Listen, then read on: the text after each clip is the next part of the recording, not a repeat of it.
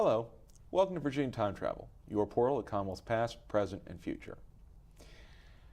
In looking at American history, there are a number of topics which sometimes come back into our mindsets that we think perhaps we put to bed, but in reality, sometimes a new generation has to come to grips with things that previous generations have had.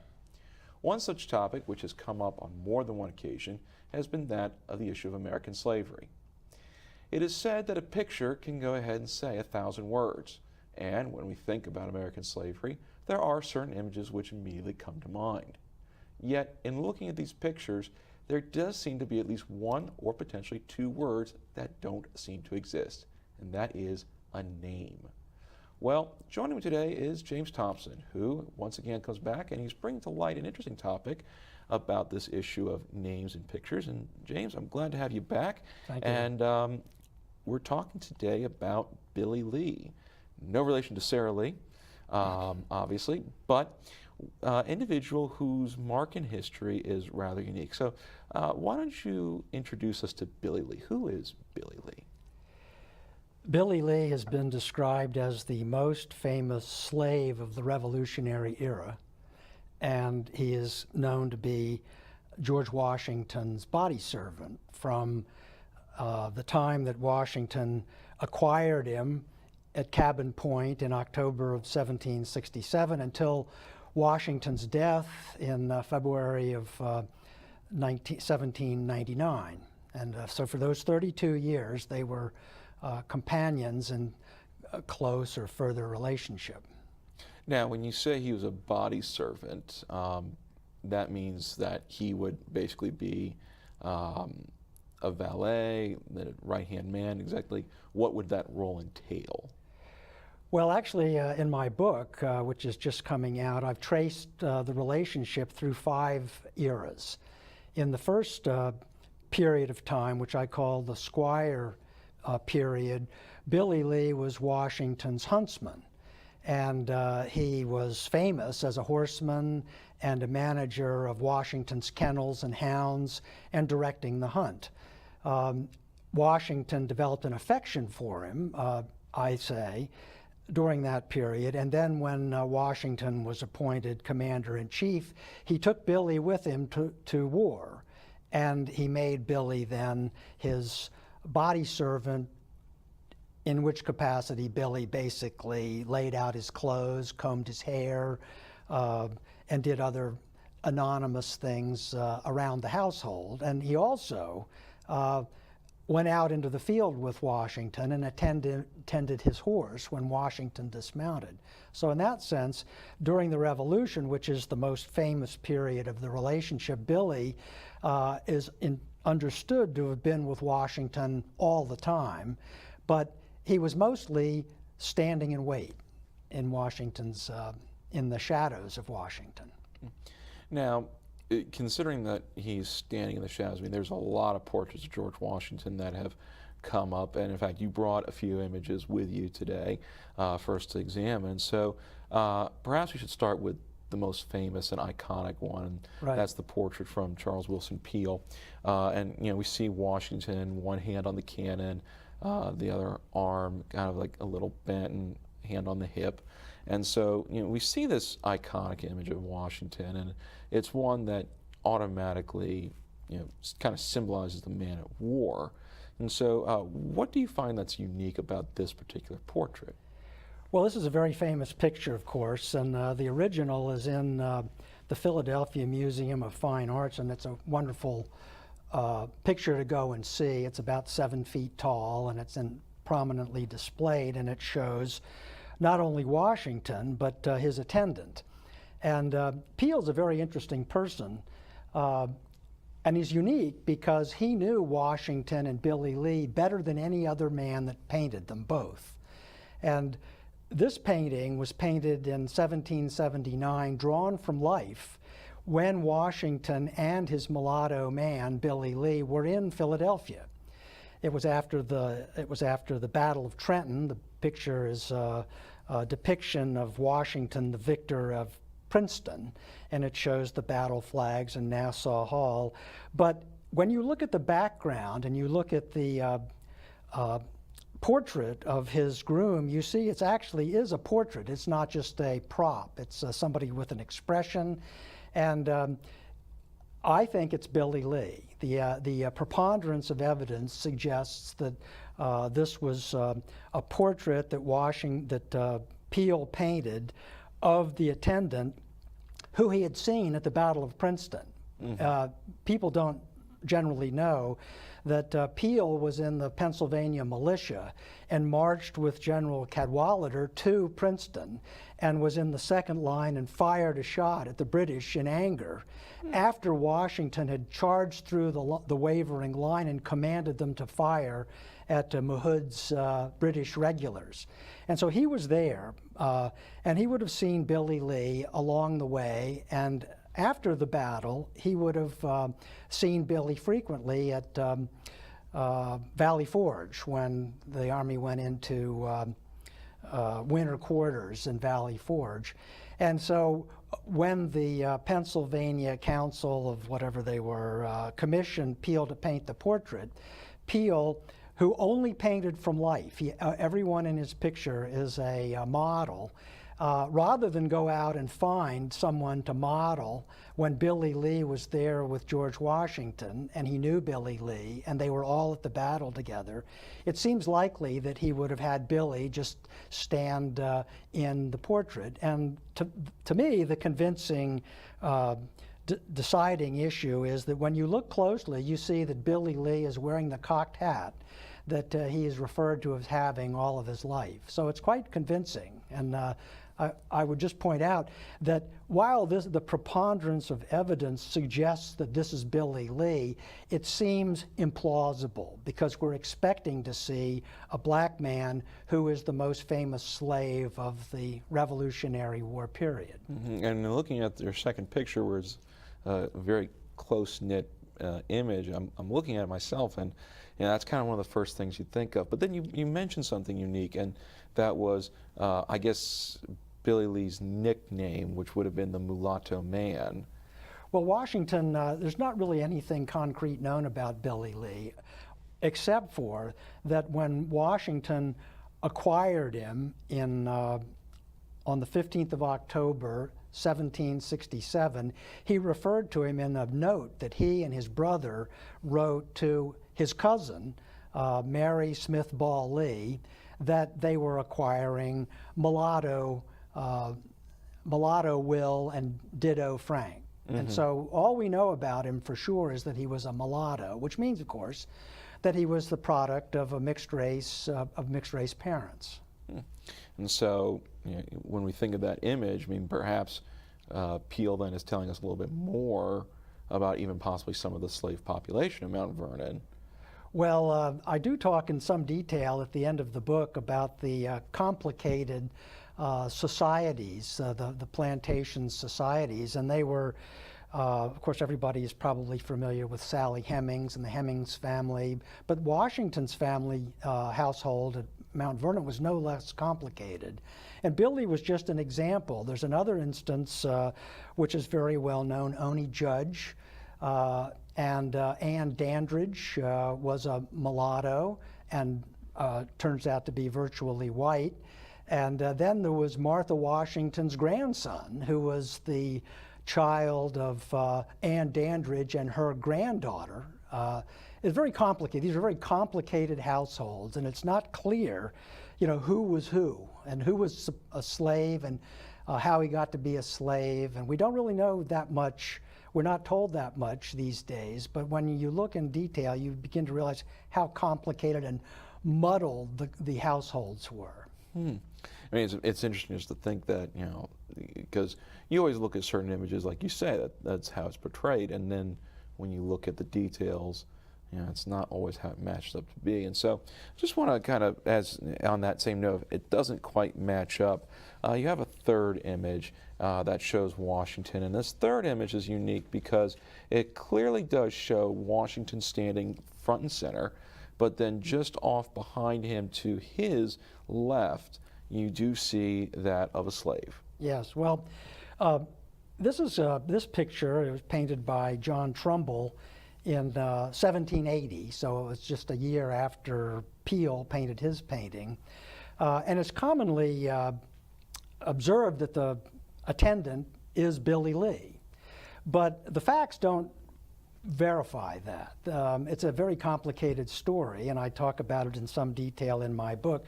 But John Trumbull had been for 19 days on Washington's staff in Cambridge.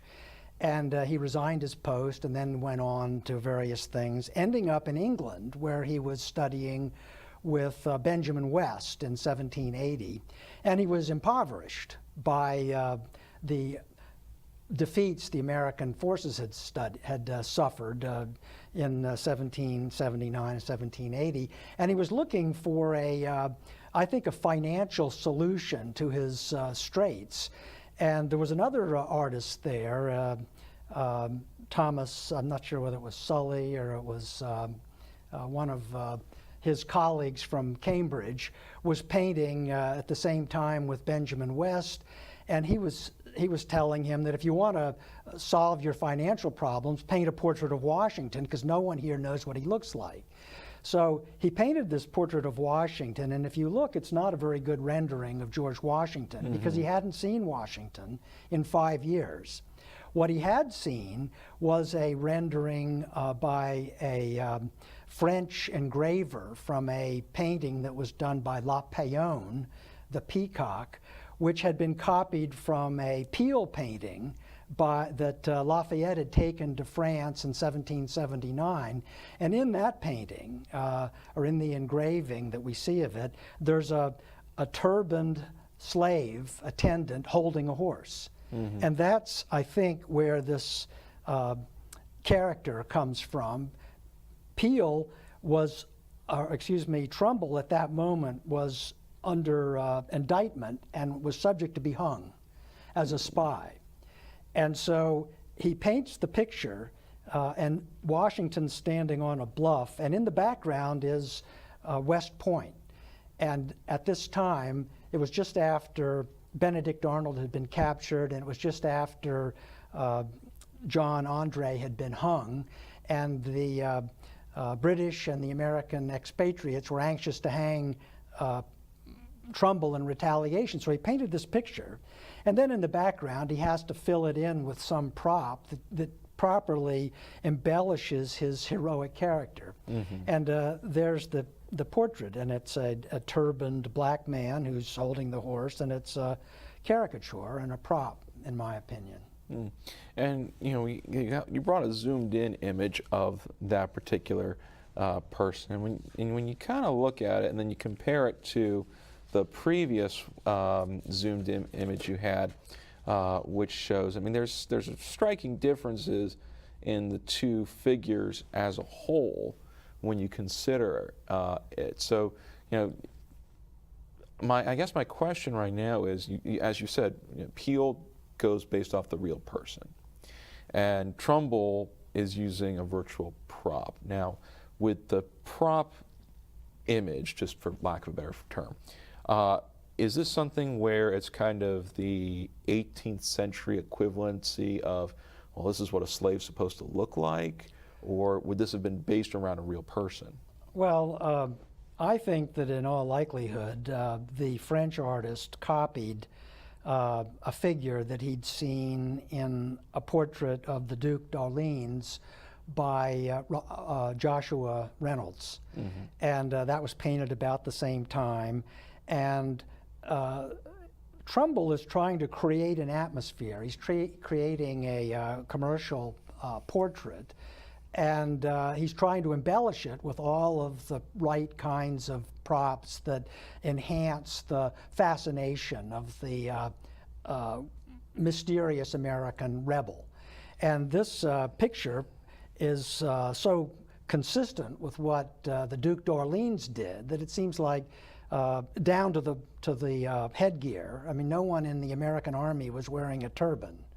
And Trumbull never saw that. Trumbull also had the disadvantage that in all likelihood he never saw Washington and Billy in the field together on horseback. He was he was on the House staff while Trumbull was serving in the House, And he made all this up so that it was a fascinating commercial piece, not because it had any accurate historic characteristics. So that's what we're looking at here. And looking at this fourth image, we pull up your next one, which is what appears to be a French engraving, and you kind of see a familiar face in the background. I mean, in the foreground, we do see a person that we all know, and that is Washington. And so, what is the story behind this particular engraving? Is this? Well, this is a very interesting picture because Lafayette had been at Washington's side at the Battle of Princeton, and he'd been wounded, and he had to retire. When the battle retreat was finally sounded, he went with the army, and he went into convalescence, and he ended up taking several months to heal. And he came back, and he was at Valley Forge, and after Valley Forge, he ended up going to with General Sullivan to Newport, and he was supposed to participate in a joint venture with a French fleet. But Admiral, I'm not sure whether it was de Grasse, it was probably de Grasse, withdrew without joining the battle plan, without making the attack. And that fractured the relationship, the building relationship between the French and the Americans. And Lafayette volunteered to go back to France and help to restore relations. Before he went, he purchased a copy of a picture of Washington from Peale, because Peale had been where he convalesced. And he also took a picture that Peale had painted, a miniature of Washington, which is this face. Mm-hmm. And so he gave those to the French artist, and the point was to build, this is a piece of propaganda art. And you see Washington in front of the tent holding the Declaration of Independence. And this is a moment in time in France where there's a great deal of tumult on behalf of liberty and reorganizing society. So this is a piece that the Peacock painted, embellishing Washington, the hero of the American Revolution, and all the rest of it's prop. In the background, the documents he's holding in his hands, the things that are underfoot, and the horse in the background. But you'll see that the Washington is daring the audience to look at the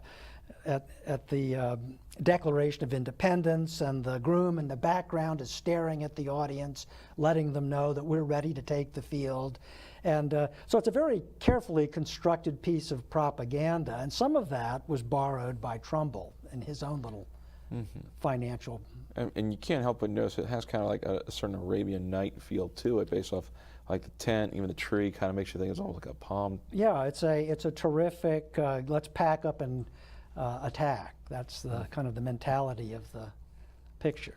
And so your final image is one that you had mentioned a few moments ago, and in kind of looking at the servant a little bit, but since I don't think most of us would know about this image too much, perhaps a little background just to put it into perspective. Well, the Duke d'Orleans became the opposition to Louis XVI, and he was executed in 1792. His head was lopped off at the Place de Concorde or whatever. And this was painted in 1779 by Joshua Reynolds, who was there. He was one of the most wealthy, prominent aristocrats of France. And it emphasizes, it's a martial picture, it shows him in his uniform, it's all geared to embellishing the character of this heroic military figure, very much a part of what these other pictures were. The Trumbull picture was like that. I don't think that Trumbull would have seen this picture, but I do think that he would have understood from working with, Benjamin West was the king's official history painter. An American expatriate, was close to George III, and he would have seen pictures like this. He might have communicated with Benjamin West and with Sully and other people like that as to how to create a dramatic, successful, and financially desirable picture for collectors to own. And he would have probably had something like this in the back of his mind. And I put it there because it's a stock piece. It's pretty much the way people painted pictures of these kinds of people. Mm-hmm. Well, it's interesting how even like the facial expression of the servant holding the horse is kind of reminiscent of even the ones that Trumbull had done, looking at just the, the stock piece. Yeah, it's an admiration. And Trumbull's picture, you see the character is awestruck by the grandeur and the significance of this man. And here's an insignificant attendant holding a powerful, unsteady war horse and keeping it ready for the warrior that's about to launch off into battle. And it's very inspirational for the viewers, I'm sure, at that time. Most likely it would have been that way. And so, in seeing these portrayals and learning more, Billy Lee becomes the body servant of Washington. He's with him through the Revolution. And what happens to Billy Lee post-Revolution? Well, it's really quite a fascinating story because what makes Billy Lee so unusual today in our perspective is that a few months before Washington died, he revised his will and recognized the service of Billy Lee during the war and provided for him. He gave him his freedom and he gave him a life's pension and a place to live, which is quite a testament to for the greatest man in history to recognize this anonymous slave. But the fact of the matter was that Washington had virtually no communication with Billy Lee, although he lived just down the lane in the cobbler shop for 10 years. Washington sent Billy Lee home from New York. Most people think it's because his knees were injured, but that's probably not why it was. I think that he had a breach with Billy and that Billy confronted him on an issue I discuss in the book. And when Washington retired to the farm and returned to be first farmer, he had no interaction with Billy Lee. And even at the time of his death, even though he had just revised his will in order to recognize his service and to provide him a pension, he didn't give Billy Lee an audience at his deathbed. Oddly enough, it was Billy's brother, Frank, who attended him at in his last hours. And Billy was sitting alone, neglected down the lane. I mean, it's a very poignant story, and it's a sad tale. So it doesn't end well for Billy, although Washington did make him immortal. And so, when we look at this image, you think about Billy. He gets freed. He's given home. Does he stay close to Mount Vernon? Does he stay in Virginia? Where does he end up? Well, my interpretation of all of this, of what was the nature of the bond that kept these two men together for 32 years, even though their relationship fractured and essentially dissolved in the last 10 years. And I think there's only one explanation for this commitment Washington made to Billy Lee, and that was that he made a pledge to his brother, Lawrence, before his brother died, that he would take on the burden and care for these two boys, which Lawrence had done. And I think that Lawrence had done that because they were the children of his wife's brother. In other words, they were his best friend's children. Mm-hmm. And Billy wasn't really a slave in that interpretation, and he spent his whole life in hiding in Washington's care. Washington was incapable of revealing what the secret was that he was keeping, mm-hmm. and he never revealed it to Billy either. And at the time of his death, the best way to resolve the mystery and end the story was to give him his freedom. Billy, by that time, was a cripple. He'd injured both of his knees. He probably couldn't walk, or he had to use crutches if he did. He outlived his fame, so to speak, as Washington's immediate fame. Mm-hmm. And he was befriended by one man who was West Ford. And this is very interesting. I talk about this in my book. West Ford was probably George Washington's nephew. He was Jack John Augustine Washington's son, I think. Some people say that, and other people say it's not known, but that he was a mulatto, and he was the half-brother of Bushrod Washington, who was inherited Mount Vernon. And these two men lived, they were free, and they lived at Mount Vernon together, and it was West Ford who took care of Billy through his last 20 years. Billy lived to possibly 1824, so he had quite a long life after Washington's death. It is a long life there, and a fascinating one to consider when you think about everything involved. And to learn more about Billy Lee and slavery during the American Revolution, you can visit our website at www.timetravel21.com or email us at timetravel21@yahoo.com. Jim, thank you so much for coming back. Good being here. As a small little parting gift, we want to give you, to add on to the collection, something that's near and dear to your heart, of historic cemeteries in Northern Virginia. Thank you very much. It's a lovely gift. Thank you. This has been Virginia Time Travel, your portal to the Commonwealth's past, present, and future, reminding you that when you look at a picture, there's more to it than meets the eye, and perhaps looking into its past might reveal more about it than you could ever realize.